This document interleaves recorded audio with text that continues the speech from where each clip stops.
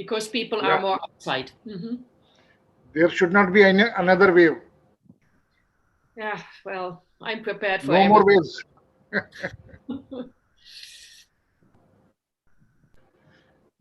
Yes, Vinod, how are you? All well, sir. Good to So see can we start or we should wait for some time? No, I think we can start. Today we have Dr. Kanige. You can see him somewhere there. I don't know where he is. I can't see him. I missed him. Okay. Brigade is also here. She was there last time, but she was invisible last time. Today she's invisible. And then we have Thomas again after a long time. Good to see him here. Jaga, of course, is out there. And of course, Toshika, who is Toshika is our regular, encouraging us with her presence. And there are so many other people from the university as well. Too many to name. We know all of it here. I think Dr. Dubey, Elizabeth League is not there this time.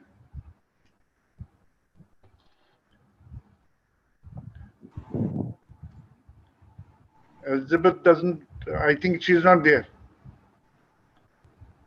She was there a few moments ago. She's not there. But I see some new names as well. Anyway, probably it's time to get to know them later. Dr. Dubey, shall we start? Yeah, please go ahead. We should start now. Yes, sir. Shall I start? Yes, please. Okay. Hello, a very good afternoon to everyone. On behalf of Shri Vaishnav Vishwavidyalaya, I, Rani Singh, welcome you all in today's webinar, which is on the Art of Facilitation, organized by Shri Vaishnav Vishwavidyalaya and International Simulation and Gaming Association, ISAGA. It's a pleasure to inform that today we have with us Ms. Claudia M. Schmitz, Honor Cenandu Learning Agency, Germany, Advisory Board Member of SAGSAGA and member of ISAGA. Before beginning the webinar, I would like to invite Conference Chairperson ISAGA-2021 and Honorable Vice Chancellor of Shri Vaishnav Vishwavidyalaya, Dr. Upinder Dhar sir, for welcome address. Over to you, sir. Good afternoon from India to all of you. I'm very happy to welcome you to this ISAGA webinar, which we had started last year with Dr. Sebastian Major presenting the first webinar, followed by many other members of the ISAGA fraternity, like Dr. Elizabeth Lee, Dr. Sivaselam Tyagarajan, Dr. Jayant Raghotama, Dr. Bimaria Maitri, Dr. David Watley last week only, and many more. So all these webinars were very well received, and we have been receiving very good feedback from the participants of these webinars. The purpose of these webinars was to build up the tempo for the forthcoming ISAGA 2021, and also to remain in touch. These are currently, we are experiencing very hard times across the world because of this COVID-19. But at the same time, show must go on. So we are trying to remain connected and learning from each other. And I'm sure today's session, which will be presented by our own member of ISAGA, Claudia, and all of us know her, and she is known widely for her work that she has done. So not standing for a long time between the eminent speaker and all the participants, I once again welcome all of you. I welcome Claudia to this webinar as resource person. Thank you very much. Thank you, sir. Now I am glad to welcome and introduce today's speaker of the webinar, Ms. Claudia M. Schmitz. Ms. Claudia is a practitioner and likes to inspire us to become a facilitator. Claudia is a founder of Cenandu Learning Agency in Cologne in 2002, a company which focuses on facilitation of strategic business simulations. She works in cooperation with several consultancies and training companies who like simulations for their client. She worked in the field of public relation and corporate communication for nearly 15 years, from automotive to waste management and from banking to telecommunication. In 1999, she became facilitator of board games with Salami, a Swedish company who designs learning in organization at their office in Belgium. After 9/11, she founded her own company, Cenandu Learning Agency, in Germany in 2002. Beside all business, she has a strong non-profit engagement. She is a member of the Management Network EWMD since 1991 and member and board advisor of SAGA Simulation and Gaming Association since 2005. Since 2020, she has been involved in a local organization that supports biodiversity and fruit trees. Now, I request Ms. Claudia M. Schmitz to enlighten us and inspire us to become a facilitator. A request for the audience, if you have any question during the presentation, please type them up in the chat box and QA section. We will bring them up after the presentation and we'll also have question answer round at the end. Over to you, ma'am. Thank you very much. Really nice introduction, Rani Singh, and I have a short thank you to respected Vice Chancellor Dr. Upinder Dar and also ISAGA Conference Chair Dr. Vinod Dambulkar. I greet all the faculty members of the university, and I'm happy that you're here, and of course all the distinguished participants from India. And I see already fellow ISAGA friends here, all from all over the world, and all the visitors who are interested in board games. Thank you to the organizers for inviting me to this webinar to talk about facilitation of board games. And as I'm a practitioner, I did it in a very practitioner way. I'm not an academic follower.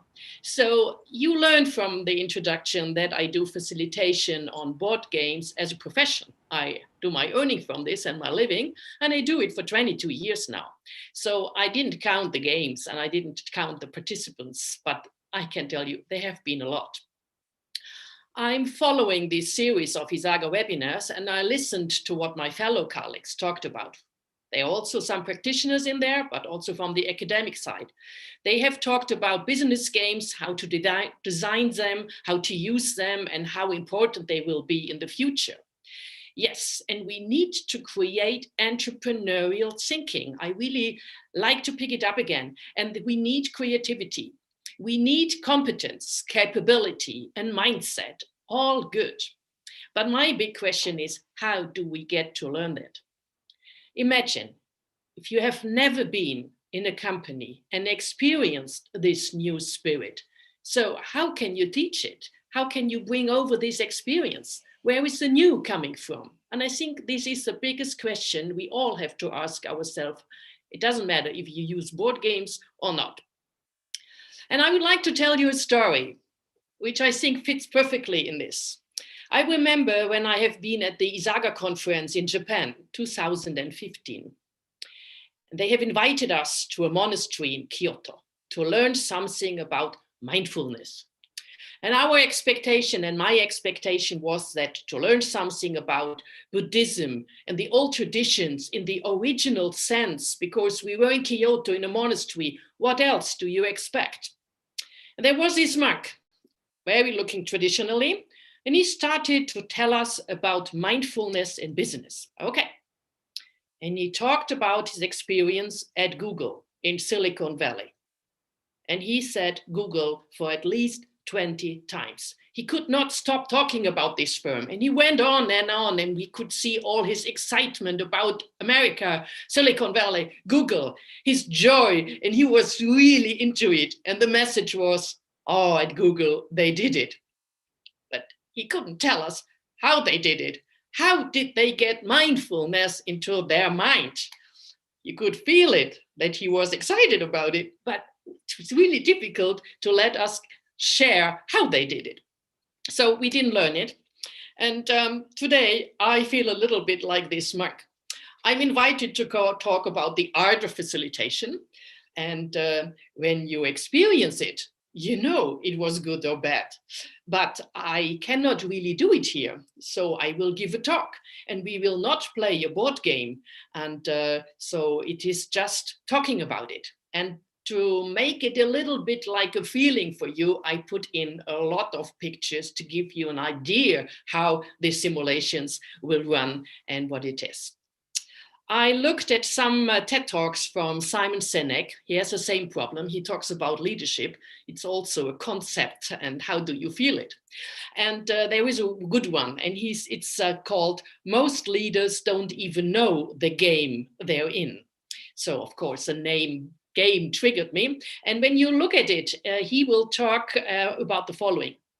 Leadership is about people, and it is about to make people work with people. A leader needs empathy and perspective. They are also often forgotten. And it's not about the status and the position and the ranking and the hierarchy. The real job is the following. It is not to be in charge. It is about taking care for the people in our charge. And it is about people who are important in it. And they have to realize this. If you are a junior manager and you are responsible for your job, and a lot of the trainings we do in the universities for the MBAs or in the companies, it's to do this job good as a consultant, as an accountant, as sales. And then they work hard to do this job. If you're going to be a leader, you are responsible for the people who are responsible for the job. And this is people management. And so now coming to the business games, they are neither about the jobs in the company nor about leadership, but it's how to run a company. And we need to know about the rules and processes of finance, of sales and production. And we need to work together in this game with people. They are our colleagues. And in the games, there is no hierarchy. We don't have a CEO. We have just 4 people at each table, and they are the company and have to run it. That's a big difference. And we will help these people. We facilitators will help them that they run the company. Yeah, and if they don't know, they might ask us questions, and they will, of course, talk also about their topics to show I can do something.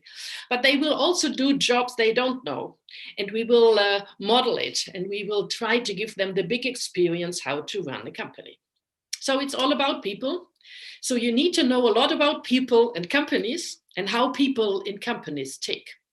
And it is about the old way they did it so far, and it will be about the new perspective, how we want to work in the future. This should also be in your mind.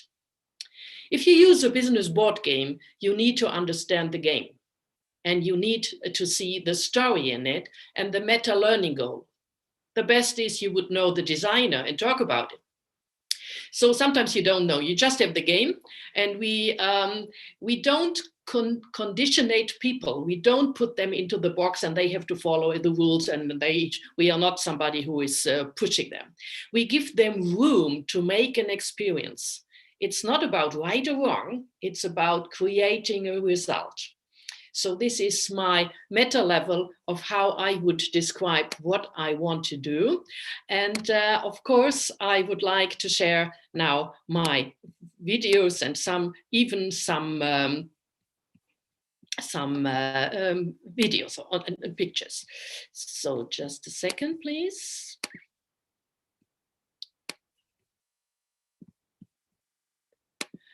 So the art of facilitation. So it's really an experience thing. And of course, I would like to say, hello, everybody. I'm out here in Germany. How are you? And would like to connect with you if I would be in a real seminar. The moment I just see my screen, I don't even see you, but I hope I give this feeling to you that it is something which has to do with a live seminar. So I invite you to join me on a journey, and this journey should lead you to be engaged, and you should like to be a facilitator for games. This is my goal today, so that I just get you over some inspiration. And let's start the journey into the game. So I would like to really guide you through the game, that you get an idea what will happen, why I react, and so on. So it's really very practical. So as you learned, 20 years ago, I started in Bruges, Belgium, and they used business simulations for large companies. And my job was to learn how to be a facilitator. So I was in your situation. And actually, I was not very confident in finance because I'm an expert in communication. I was not perfect in English because in Germany, we speak German. And I was unable to remember all the steps. It was so complicated, and I was really scared. So I looked more like this. Yes, so it was not it was not in my comfort zone. But you have to learn it. So I learned it by my teachers. So they guided me through. I was co-facilitator. I have always somebody to observe to see how they do it. And this is the way I learned doing it. And I like to share this with you. You know, there are games without facilitator and games with facilitators. And if you play this football game here, you will experience your other players because the game is quite fixed and you know what to do. You don't need somebody to facilitate this. You know immediately how to do it and you learn how the others will do it. So you learn by copying the others or you have seen it before. If we do a board game, it is also not that big. It's one table and you have many different topics on it, but it works very differently. And for this, you need a facilitator. I don't know if you know this wonderful exercise. This is usually an icebreaker people use to build up a team and get this team experience. It's called the helium stick. And there is a facilitator, and this facilitator tries to put the people down. So they have to follow the instructions and they do the exercise. And after that, the facilitator will explain what was the big topic about it, or the experience, or the participants will talk about it. So this takes 10 minutes. It's also facilitation, but what I talk about when we do business board games is a little bit different. This might look like this. This is a picture of a really, really big event. And this is event learning, which we do for companies. And they are sitting at the table with the facilitators are standing up and they go around and look that everybody is in the same space and in the same speed. And this is a parallel simulation. So they all do the same at the table. There is no interconnection between the tables. So we call this a parallel simulation. It's also a business game. It also needs a facilitator, but this is a parallel simulation. And now what I would like to talk about is the big games. And the big games, they take 2 days and they are a little bit different. And here is me and my colleague, Wiebke, and we are facilitating in a room, and all these people here are in one setting. This is Wiebke, this is me. So you have one board game with 4 people, and you have another one, and you have another one, and you have another one, and 6 tables are in the room, and the people will play on that. And they are interconnected. So it is that they can learn from each other. It is that they compete against each other. It might be that they collaborate against each other. This is the way the game is set up. And usually I don't focus so much on competition because we want to have them the mindset of collaboration. So I try to let them think about how could we collaborate in this game.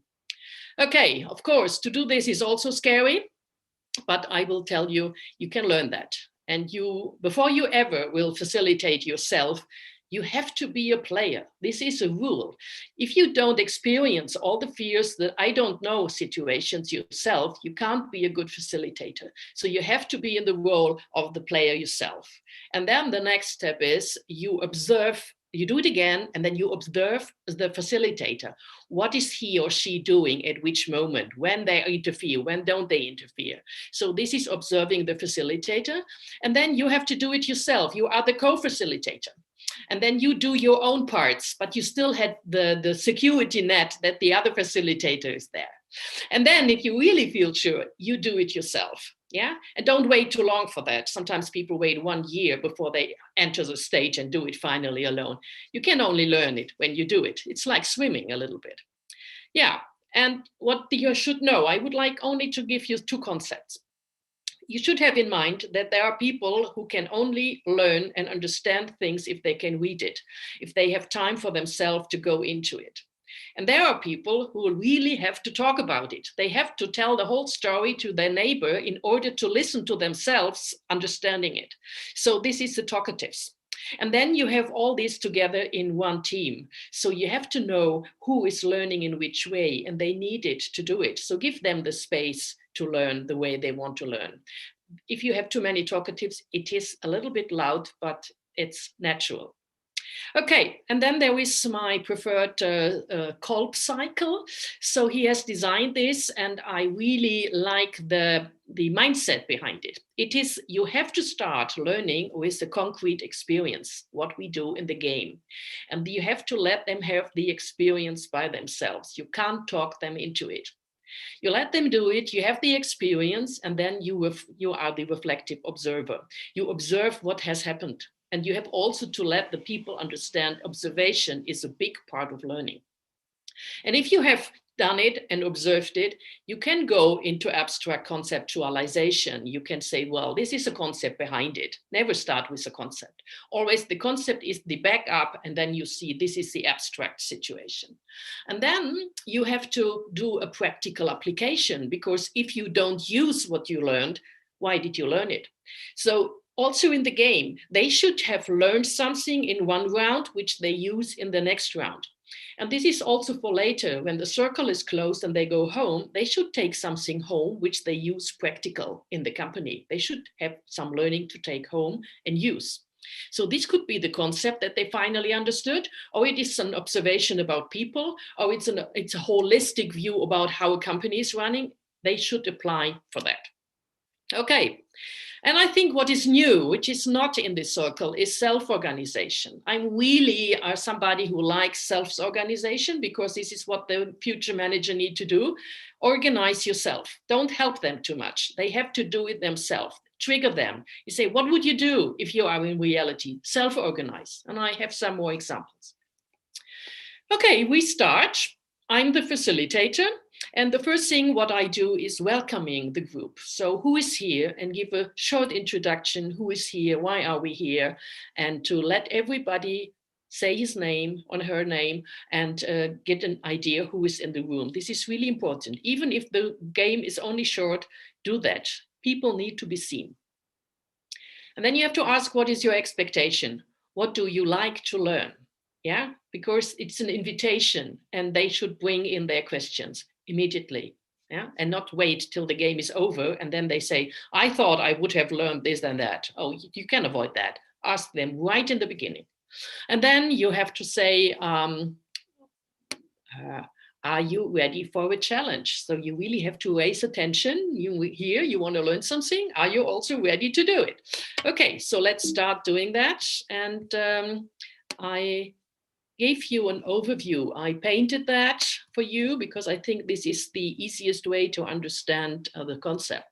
So in the beginning here is on the right-hand side is the introduction period, and then comes the phase where you have to guide them into the game.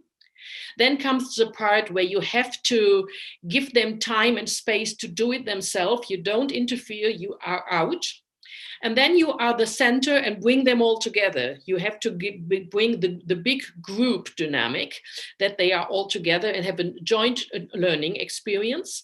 And then they have to go into the transfer and think about, who am I here in the world game, in the board game, and who am I when I'm at home? What can I take home? What is the transfer to my old reality?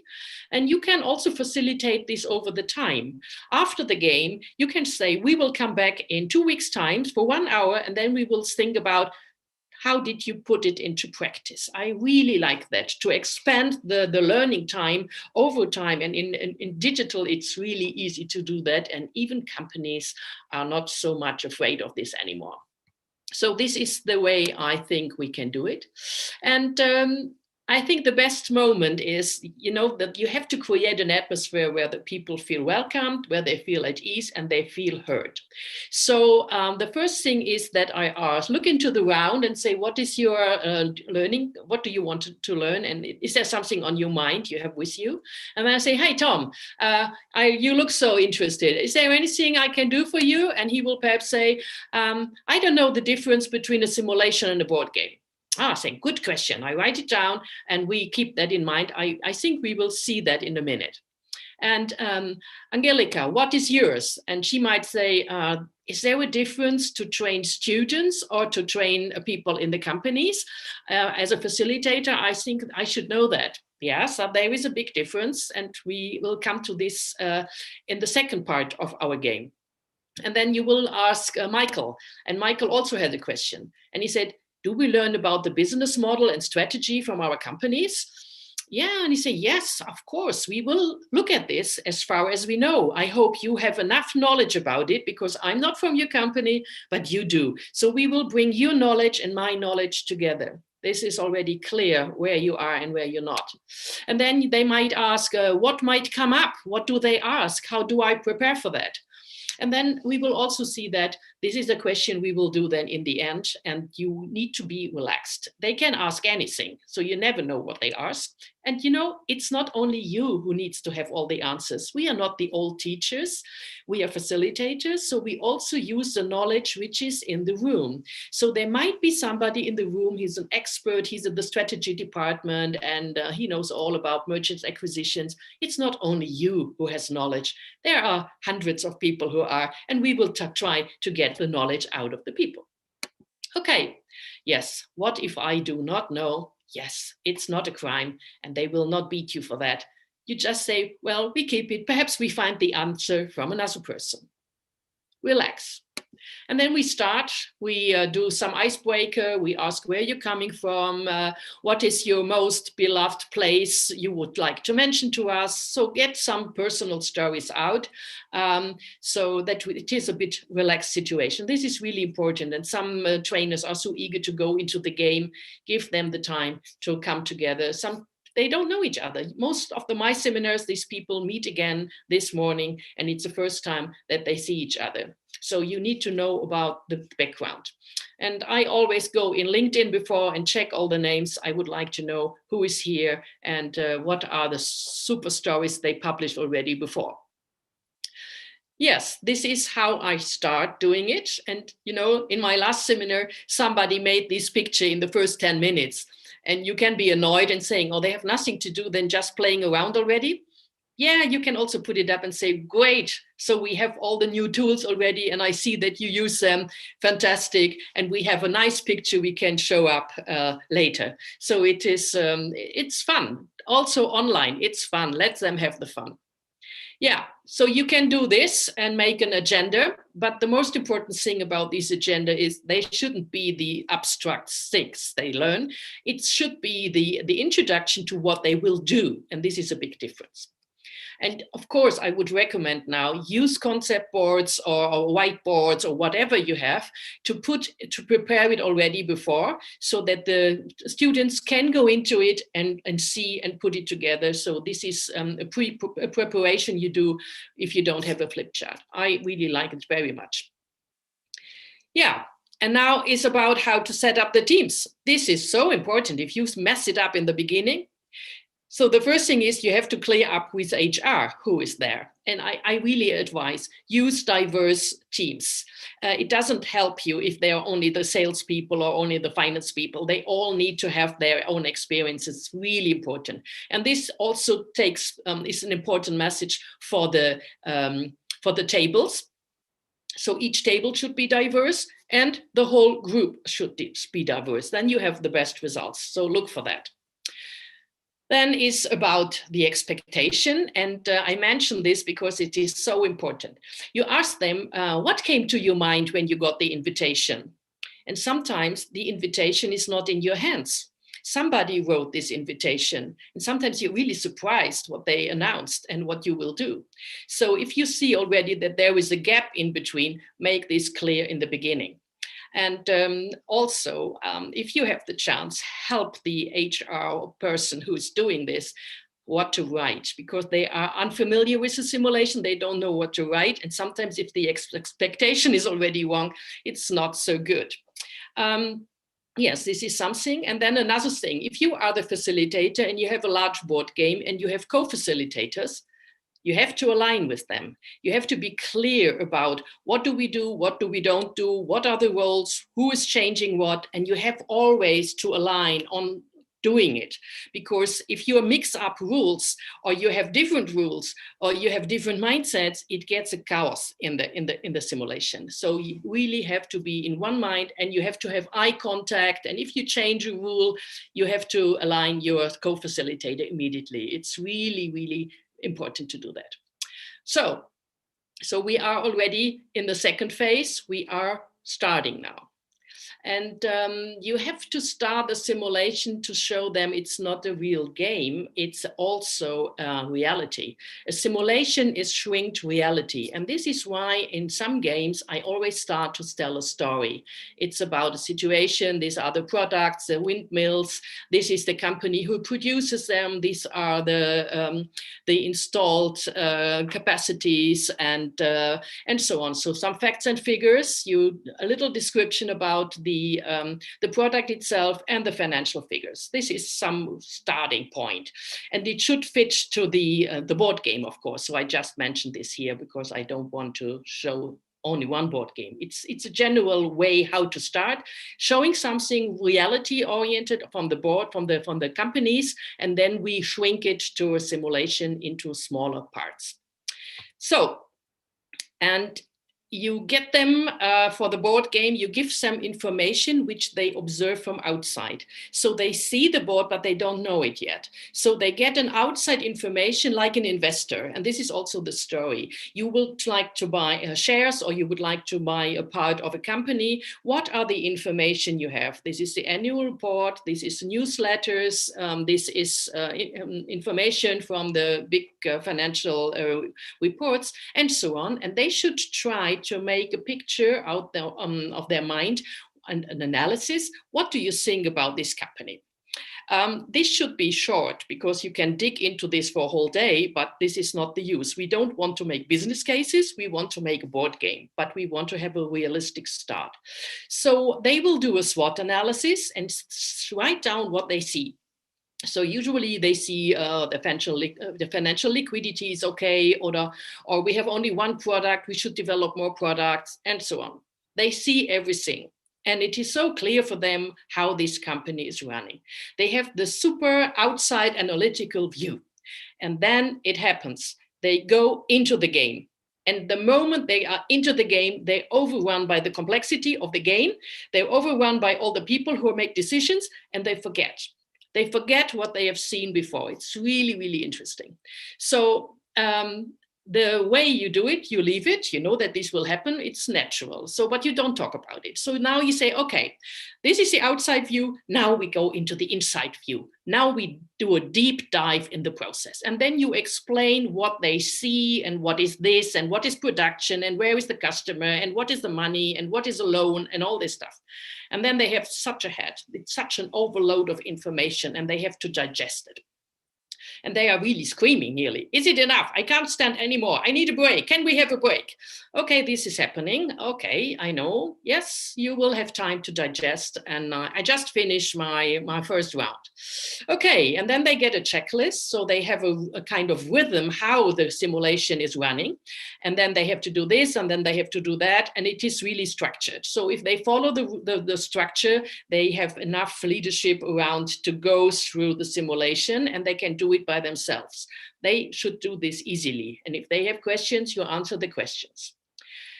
Step by step, you give the rhythm. It is really like dong, dong, dong. Now we do this, now we do that. It looks like boring because you really guide them through that, but they need to understand the first year. And all the questions should be answered here. Then they should work alone. So you have to sense if they are really looking like they're horrified or if they have too many questions. Observe how, if they discuss that they really discuss the simulation and not something else.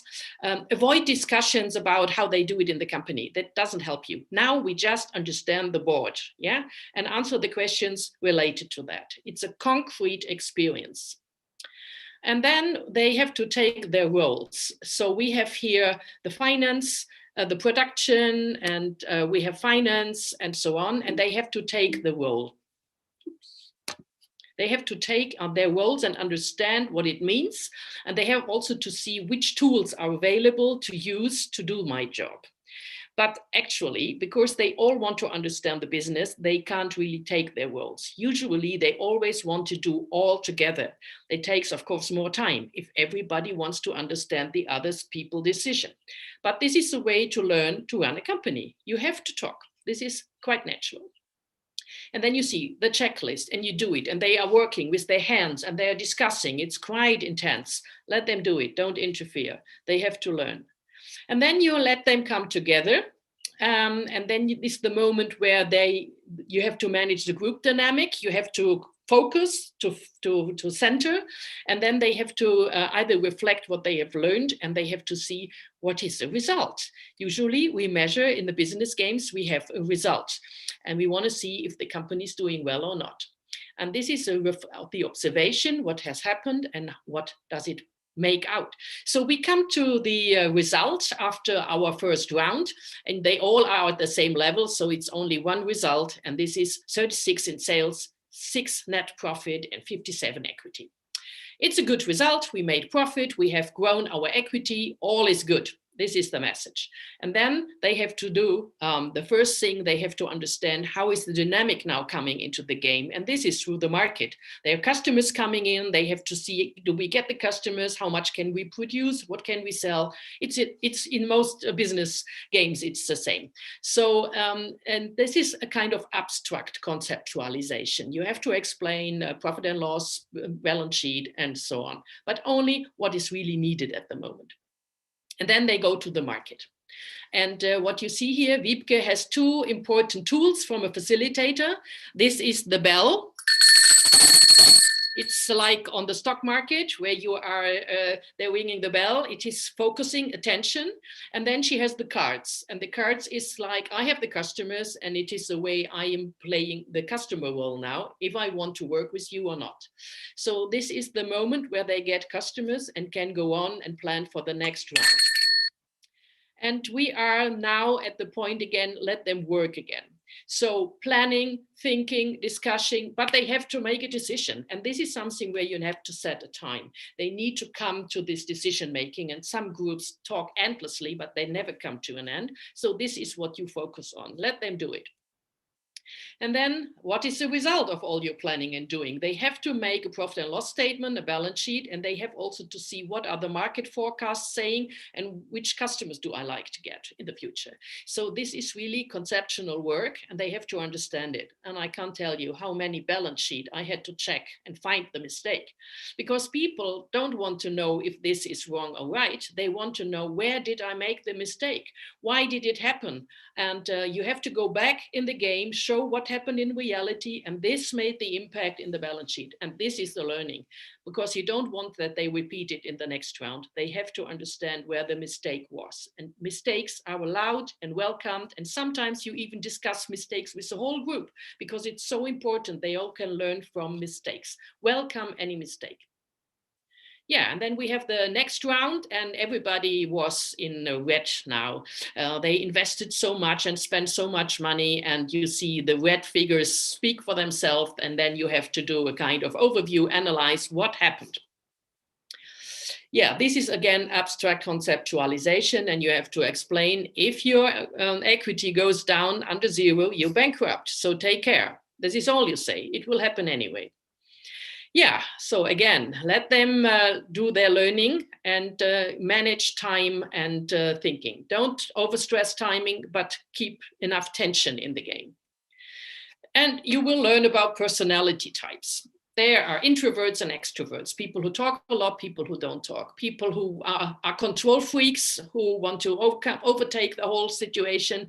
There are people who prefer to observe. They all have their ways, and you have to manage that they get a good team. So you can also support this. And you have to make clear there are conflicts by role. So whatever you take, the finance people have to take care that they keep the money, and the sales and marketing guys want to spend the money. So there are conflicts in the role, and it's not a personal issue. So also you could make that clear. And here is the marketplace. And you see I always prefer that they are all coming together. It's where the salespeople are and where they get customers or not. And all the others are observers. So we have here the facilitator is the blue one. The yellow ones are the salespeople who do the decision. This here is my customer, the HR lady, and she wants to observe what is going on in the game. Also very interesting. Usually I have customers in my game, or the ones who's leading the whole program, and they want to see the behavior of the people, how they interact and so on. And sometimes it's also funny to see it, you know. And then all the others from the room are standing around, but they have 1 meter distance. I also recommend, because they are not allowed to talk. They just are allowed to observe. This is not that easy. Yeah, and then you see here all the puzzling faces. The situation is quite difficult. Nobody can has enough products to serve these customers. So how do we handle it? And all you see the faces look back and are looking for help, what to do and how to make the decision. And I have a little video. You can see how it works and how the role of the facilitator. It's not yelling. It's not being so. They listen. It's really interesting. You can try it. I will try that. No, not in this one. No, domestic. Okay. They're separate markets, so your market leader in separate markets. Okay, open up your domestic market. Now they have to show their investment for the market, and she counts. We have investment in master 1, 2, 3, 4, 5, 6. So let's see how many is there. And she has the customer cards, and now she opens what is in the market. There's 4 cards. And now the market leader makes the first choice. There's 1.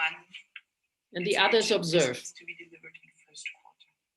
So this is a specialty about this card, and you get to choose first. Now he takes the card because he had the first choice. Okay. Now there's me.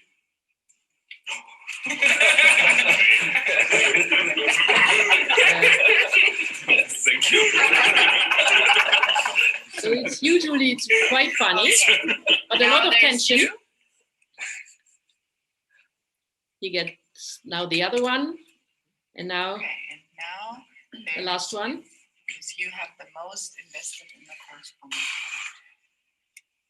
card. If you can deliver the first one. Sure, we can. So they're all going into their roles. They are the salespeople, and they show power. They poker face. They try to show that they can do it. This is the way to do it. And you see, here is the result of the next round. And you see Alpha had already done some mistakes. We had to correct it. They are bankrupt. It is the first bankruptcy. Oh, I can tell you, this company will never forget it. This is an emotional situation. You have to show all the others what the hell happened, that I'm bankrupt now. So you explain bankruptcy only here, of course. And then they need an investor, because no bank will give them any money. So we have to think about how to attract an investor and so on. So it's quite gamish, but it's also very much like in reality. Okay, if there are, after 2 or 3 years, we have already created enough knowledge and we need to discuss. And sometimes I need a second room for that. If you stay with the people in one room, and they should discuss. They don't listen what the neighbor is saying. They go on playing. So if you really want to have a reflection on what is happening, go into a second room, and then you really are conceptualizing it and thinking about it, observe what happened and so on. They will not do it if the game is in front of them, I can tell you. So this is the old times. In the new times, this is much easier, because then you have the breakout rooms, people work there, discuss there, and then they come back. They can't see the board anymore. The technical is helping us here. So it is much easier now that they don't stop playing. Yeah, and then something really important. I don't know if there is also a word in Indian culture. We say you learn by sleeping. because you digest on a very different level. Your brain operates in the unconsciousness, and you digest what you have experienced during the day. And sometimes in the morning you have another question or something else is clear. So this helps a lot. And at the morning, the facilitator has to do a wrap up. So what happened yesterday? Reflect about what happened there. How do you feel about it now? It's also about feelings. And what is still on your mind from this night? And what would you like to talk about today? Is there something which came up which we should take in today as a topic? Because sometimes they had no expectations at all, but after the first rounds, they are so much in it that they really have questions now, because they see the reality, they see exactly the parallel situation in their company. So grab it up, and then we also discuss about this. The role of the facilitator: observation. Try to observe and let them do it. They should also bring in the knowledge. Yeah, and now I also show you another situation. I hope you understand it. They are discussing here as a team in the situation. We need to sell. Yeah, but we have 17. We can sell 17. Yeah, if we have 4 customers and every customer is 4, we sell 16. And you see from the body movement, he's out now. So this is something you have to observe. She is dominating the whole thing, and she has her idea, and the others are out. So what I usually do with this, I break the team dynamics. And this is time when the teams change. So I take one person out of it, and the one person is moving around in the room, and the person who was finance before will be production now, or the other way around. So she has now a new partner to convince that she has to do it this or that way. So this is not only to run the game more interesting, it's also about learning how to integrate new people into a game. You always have new colleagues, and it is really important to understand, how do I bring them up on speed? How do they understand our strategy and how we do things here? So this is a very interesting learning point, and it's usually not in the instructions and not even in the design of the designers. But I, as a facilitator, can use this as a little technique. So he has changed jobs, and he will learn new things because he's now in charge of finance. And the most important thing is get into the flow of the game. They really want to go and show and do it and try out. I had the experience sometimes at night, they are sitting there and trying out again, and they just making a picture, how did the simulation look like? And then they play another round for themselves, and then they go back to the old one so that they are prepared in the morning. I've seen everything. They really go into it. Yeah. They have to use data sheets. They can do analyze of situations, and the better they use these tools, the better they can prepare. Some people hate it to do that. They can leave it. Do it the best way you can. But if they want to use it, explain the tools and give them tools. And sometimes what I also like they do it at night. Sometimes they I would need a better production planner, and they coordinate it at night. They make their own Excel spreadsheets, and then they are doing it. So let them do it. They will make their own tools, and I call this self-organization. This is a very important learning point. Let them organize themselves. And then there is something which is also usually not planned from the designer, is breaking rules. And sometimes they come up with an idea and say, you know, why should we buy the machine? Can't we rent it? We do this in our company.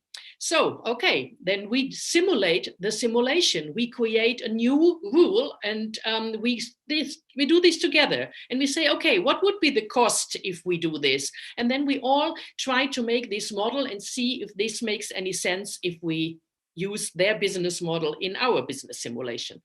But I tell you, you should be a little bit more experienced and relaxed when you do this, because you can ruin the whole game by doing this. But the participants, they love it if it works out. Yes, and sometimes I'm also the business angel. This is in year 5, when they're really in the second day, when they really are in a good way. They have a lot of ideas and they need a business angel because usually they need money. And then we have to discuss their strategies and everything, and if I should invest 20 millions or not. So this is then a change of role. I don't explain basics anymore. We go on a higher level. Yes, and then we need the practical application. They should really work it out, make a strategy and really work it out. We can also create and bring in abstract theories, but please, if you do this, keep them to the game. They have to really have to do something with it. For example, here is 53 is the equity. We all will go down because we have to invest, and we can only get positive after year 4 and 5. So this is a general explanation, but keep it short because it's not the time for large concepts. You can explain as a facilitator the results of the financial statements, but sometimes it is more interesting if they explain it themselves. So what I do is I show you a little video from another business games. This is in Dornbirn when we played tango, and it is for HR people how to manage people. And we did a press conference. So all the students come together and they will explain their figures. And there we put a lot in research and development because we thought the best way of our search would be to have a lot of knowledge. We even stuffed up our image a bit, and we did not invest in research and development. So this is possible, and it's a nice action to get them up and do something, but it can also be boring because sometimes they don't understand, they can't really explain what happened, and then it is boring for the others. So you have to find a good mixture. And you can also use electronic ways how to show what they did. It's also interesting because so they always see what did we do, what did the others do, they can see what was the difference, what did they do. So it creates a lot of questions. And I want to show you something. It is what I really love to do. This is Japanese, and I hope I pronounce it right. It is Genshi Genbutsu, and it is I use it from the Toyota production system, and it is a methodology. They don't talk on the management board, academic staff and theoretical issues, what you should do. They go down in the plant and see. So it is go and see is the translation. And I do this in the board games. I love it. So they all get a short introduction in the Toyota production system. When we go from table to table, the ones who run the table are silent and the others are standing around. They look at the board, and just from seeing it, they have to describe what they see. What does it mean? What do they think the company is doing? And it's like building hypothesis. And then the group who's really playing it says, what is really the reality? And we go from one table to the other. So we go from table to table and see. And then this opens the eyes to see, now I can see what they do, because this is so, you can see how many factories they have, how many products, how many customers, and then you can get an idea and you learn from the others. And this is a very, very important issue. This is also reflective observation.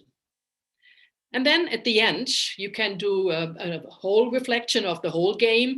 You can give them 20 minutes to prepare and 7 minutes presentation. So they will present all the flow of the 7 or 10 years. And then you can also show what happened to the different products, what is about the cash flow, where is the critical situation in the company, and so on. So you give a total view of what happened in the game. And then something very important, you have to guide them out of the game. This sounds perhaps funny for you, but they don't give up the roles. They talk about this game and their roles. They are so in it, they have to get out.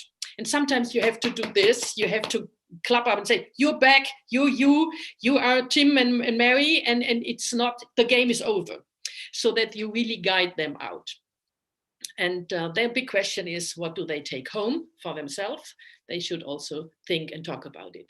And then it's funny to talk about some topics after the game. So who is the homo economicus, the rational, egoistic person and company who is just doing this? Or are we more homo ludens? We use empathy, mindfulness, social behavior, and so on. Yeah. And then why learning with a board game? It's a model of a company. So we simulate exactly the things that happen in a company or sub areas. And it is a protected ground. So it is not dangerous. So please make mistakes. You are allowed to do that. Participants take on the role of the company management, and they should take a new role, not sales, place sales. They should make decisions in a team under time pressure and experiencing typical conflicts of objectives. And you can avoid this if you do better planning. So learn about this, understand it's not a personal issue what we have here, it's the role conflict, and we have to overcome this. You can, of course, have business management methods and information tools that they can use, like forecasting or cash flow.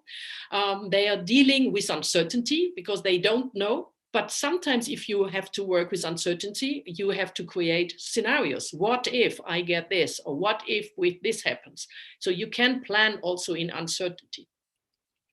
And the practical application of theoretical knowledge, that you really can use it. This is a fantastic moment if you have learned a lot about theories and now you can put them into an experience. And this enables sustainable learning. You will remember that. Yes, and of course, it's not yet over. You have to talk with your customer again because they also had an expectation in the beginning and perhaps also in the end. And you need to know what is the goal of the board game workshop for the company before you start. And then you have to talk about it again after the whole thing. So I think this is also an important step if you have the relation to the customer to do that. Yes, and in these days, my desk look like this. We have Zoom at the left side and the business board game at the right side. So we do it all by computer and it has its obstacles. And I would like to thank all my teachers. This is Diane Vandenberger, Ille Steen, Michael Gieser, and the designer Klaas Melander. So only with them I could learn how to do it. And I hope so that other people will learn from me. And one day, perhaps you will show other facilitators how to do it. And perhaps you take them with you because you best learn if you can show. Yes, thank you very much for your interest and for your patience to listen to me. And I hope a lot of you are inspired to try out for themselves. Thank you very much. Thank you, ma'am. Thank you, ma'am, for such an erudite session. I hope participants must got some benefit and knowledge about how to discuss issues and opportunities during a shared object and develop agreed strategies for a common direction from this session, which is really required in this tough time of pandemic. Okay, now it's a time for Q&A session, and I request panelist member to ask question if you have any doubt regarding the matter.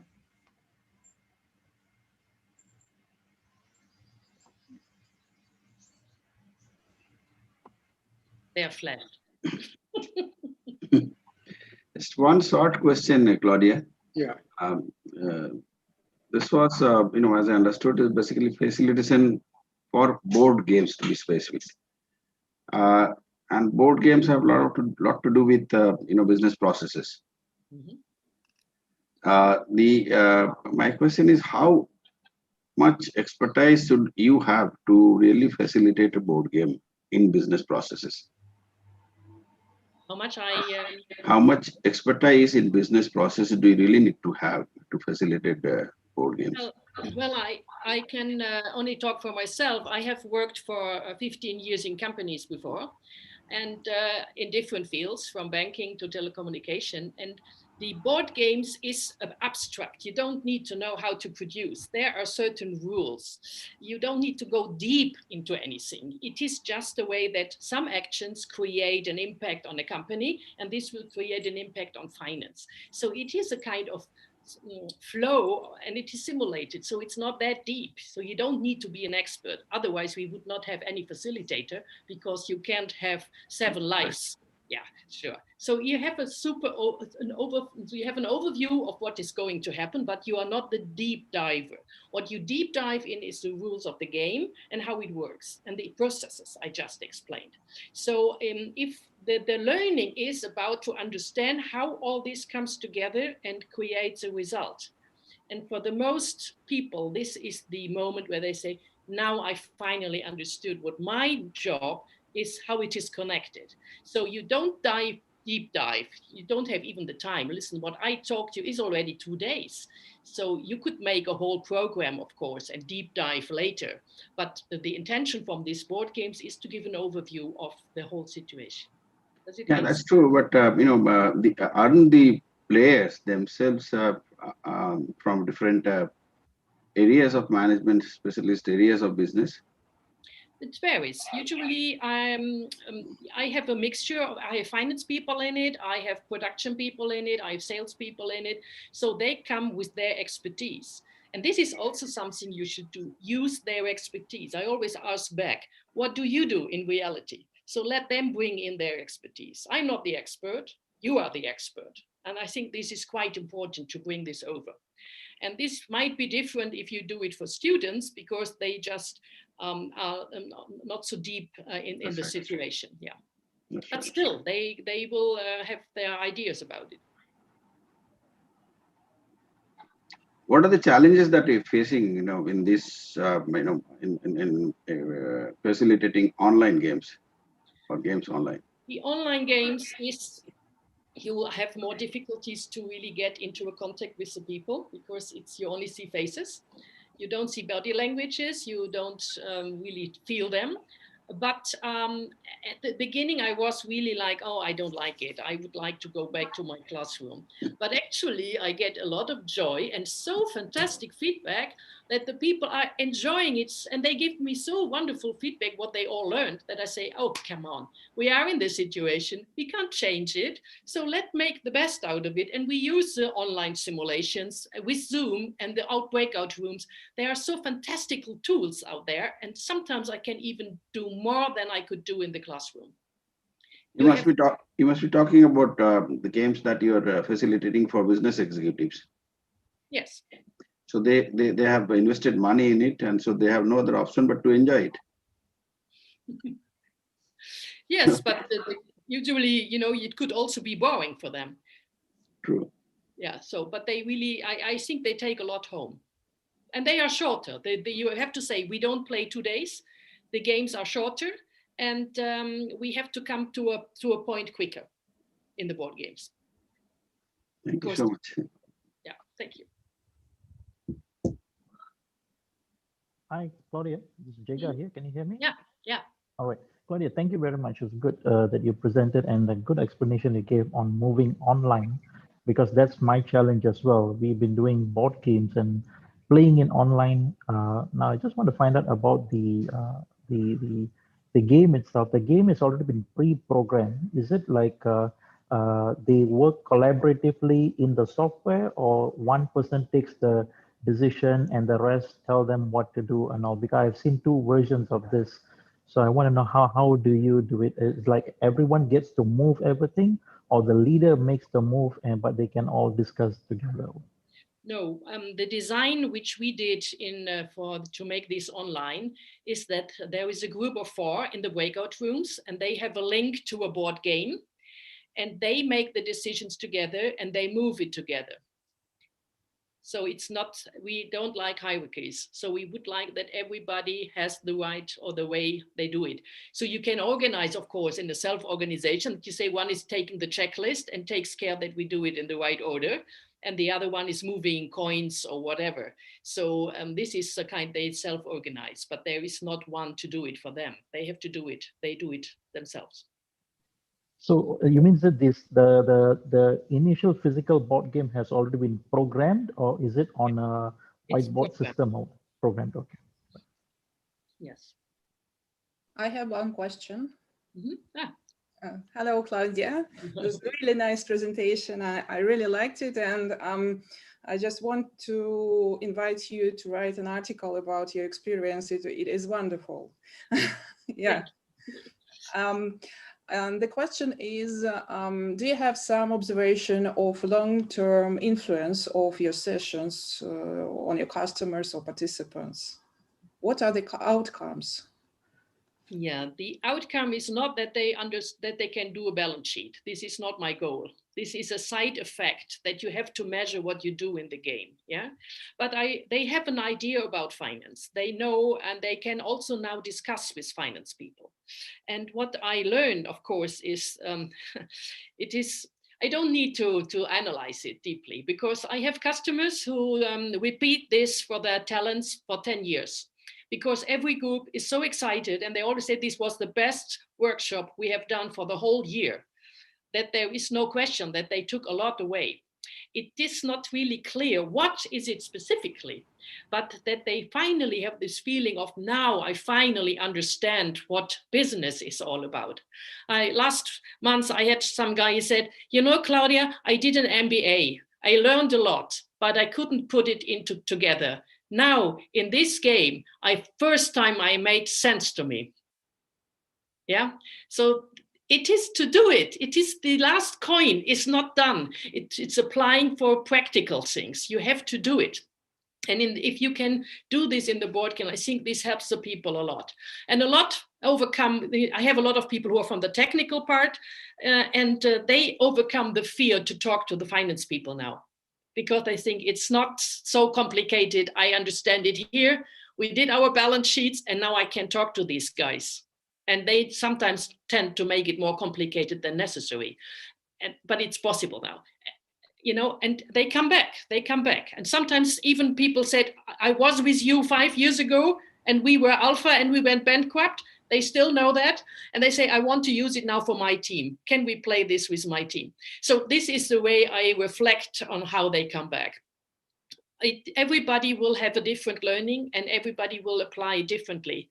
But I think to get the overview of the complexity is the main thing. And it's not that complicated to run a company, even if all the people make it so complicated. Yeah. Okay, thank you. Thank you very much.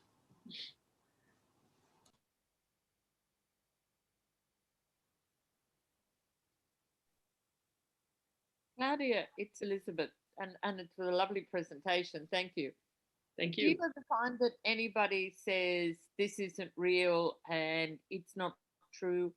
In other words, that they feel uncomfortable in the game, so they deny the learning in the game? No, I've never had this in 20 years. Yeah. The only thing what once happened is that it was a lady from McKinsey. I will never forget that. She looked at the game and said, it's so complex, I don't oversee it, I don't play it. She was afraid of losing face, that she wouldn't understand it. Yeah. And we had to convince her that everybody, it's the same for everybody, and just relax. We don't, go and do it. And she loved it in the end. And she could hardly understand why she was blocking so much. But usually I don't have this. Because it is related to reality. Everybody produces a product and makes a balance sheet. It's not artificial. And that is the easiness, yeah? Yes, that issue of pride must be a difficult one, though, sometimes for people who fail or go bankrupt. And how does it become an issue for them? To be so proud that they want to pretend it didn't happen, or? No. It happens, you see it, we have the figures. They can't, yeah. Usually they only see it when they make the figures, that they're bankrupt. They thought they were so good and now they're bankrupt. Yeah, and they all take it, it's a way how I facilitate it. It's not a shame. It's something we can all learn from. Right. And I'm also the business angel. I don't let them die. Yeah, so they will get the money.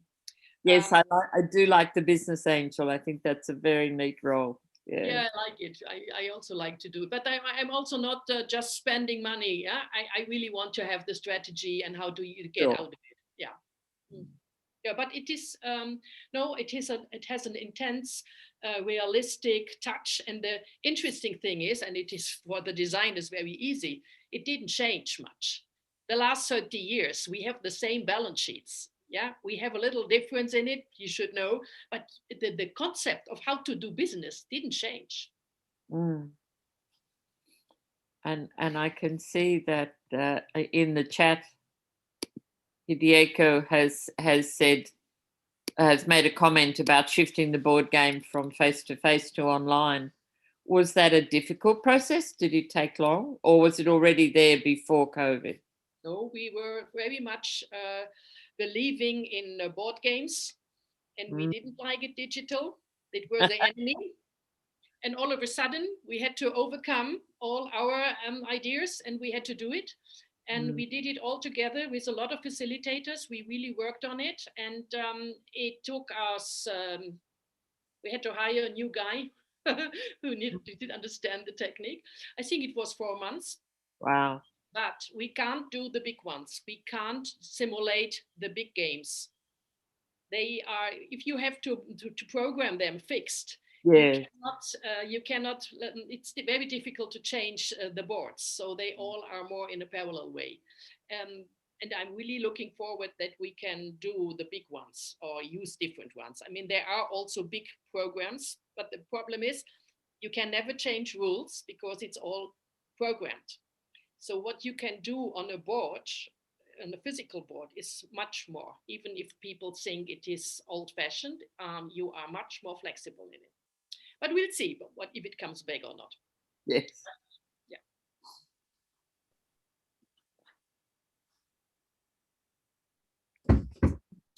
Claudia, we have 3 questions in QA. I will read out it for you. Yes. First question is from Jessica Weber-Saville. Thanks a lot, Claudia. It has been a really informative talk. Thanks for sharing your insights. I was wondering how the game dynamic changed when you facilitate online as opposed to in person. That is your main learning.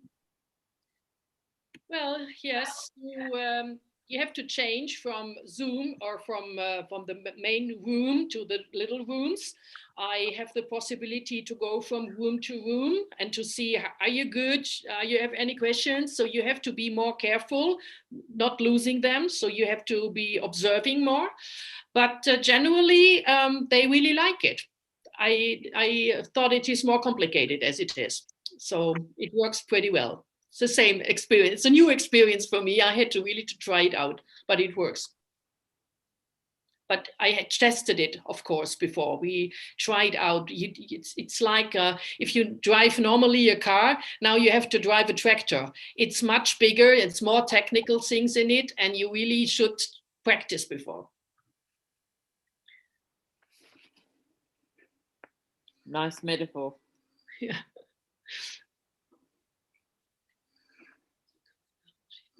Yes, the question is, how do I do transfer? Yeah, for example, next week I will run a simulation, and the company wants that the people understand their balance sheet.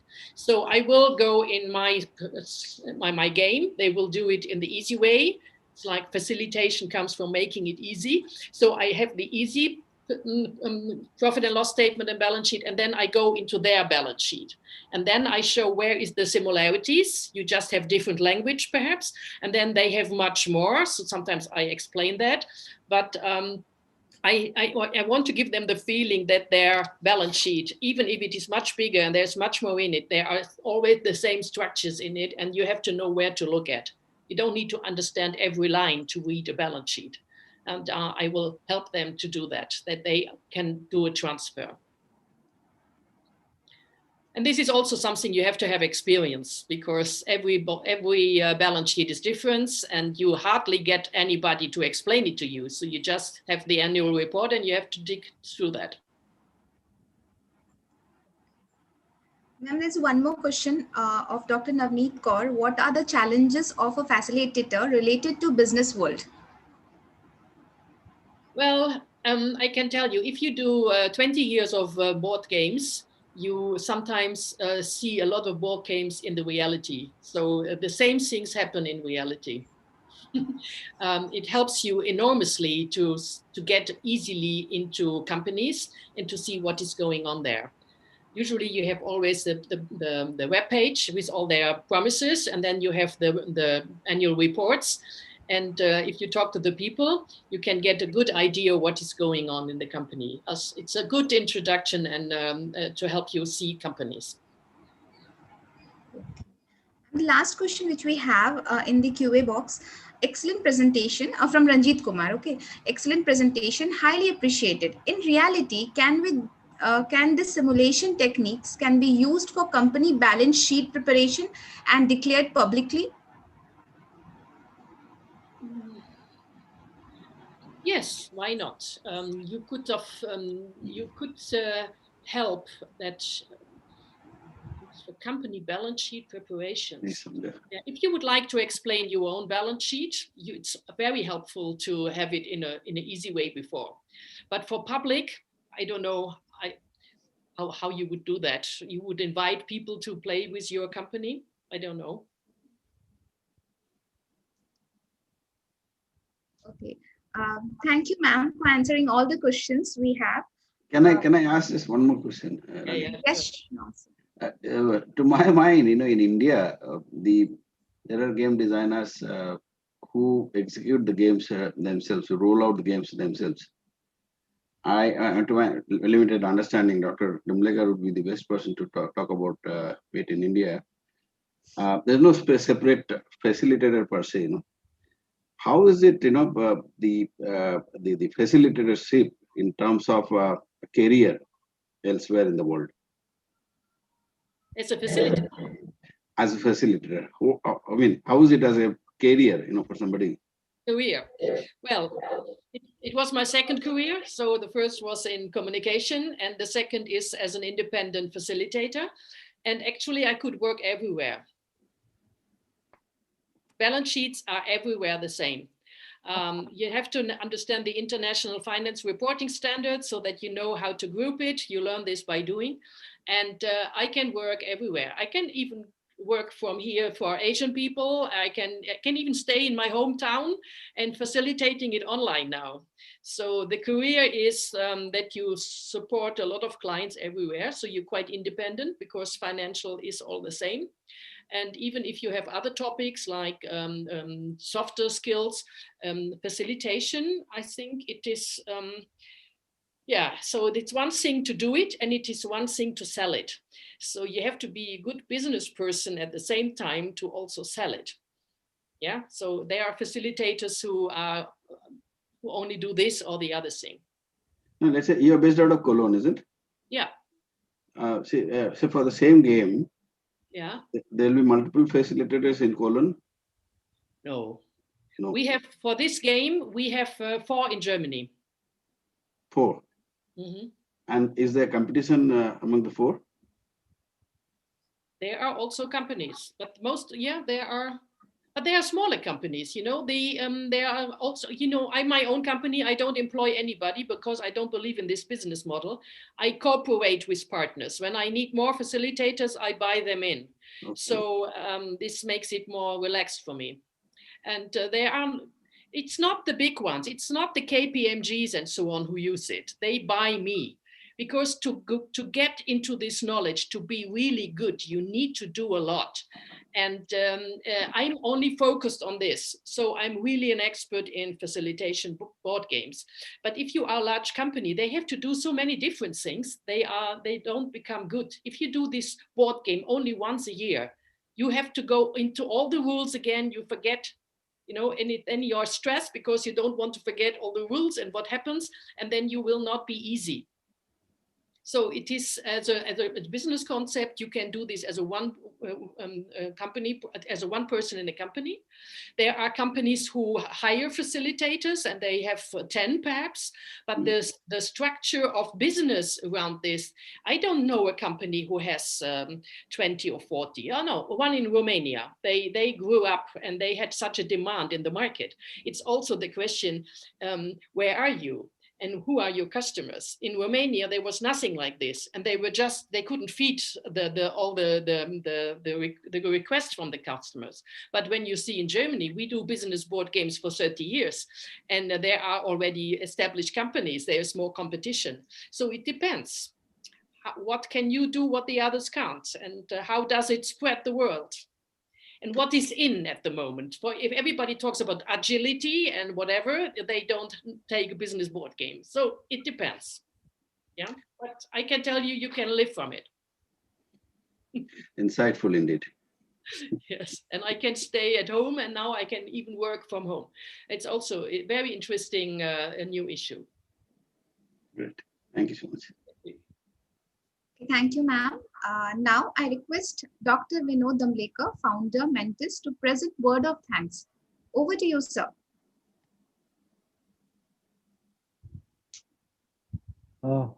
Thank you. Am I audible? Yes, sir. Okay. Claudia, you covered a lot of ground. Some of the rarest issues, I've written it down for my guidance in the future. I'll explain to some of those things now. The focus on call, I think, is very important because call can be applied to everything that we do. I mean, I can sit at the end of the day and look back on what happened and then apply call there.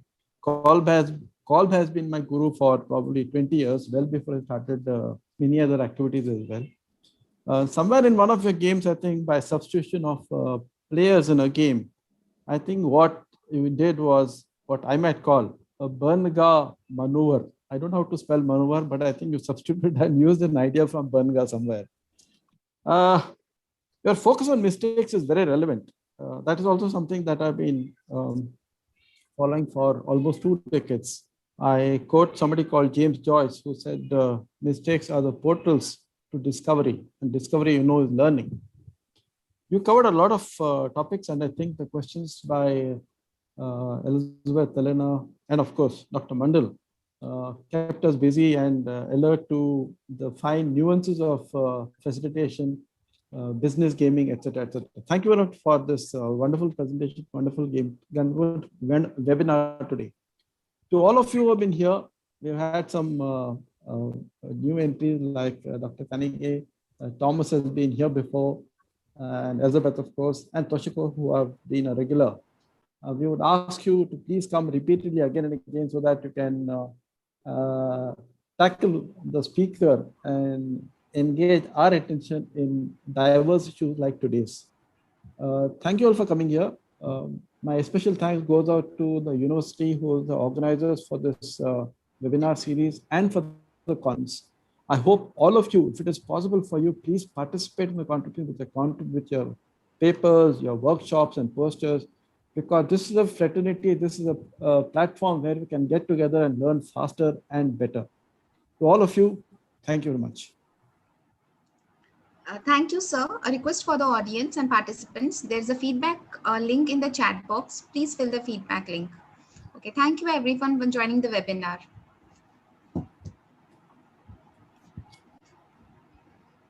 And Claudia, I need your slide.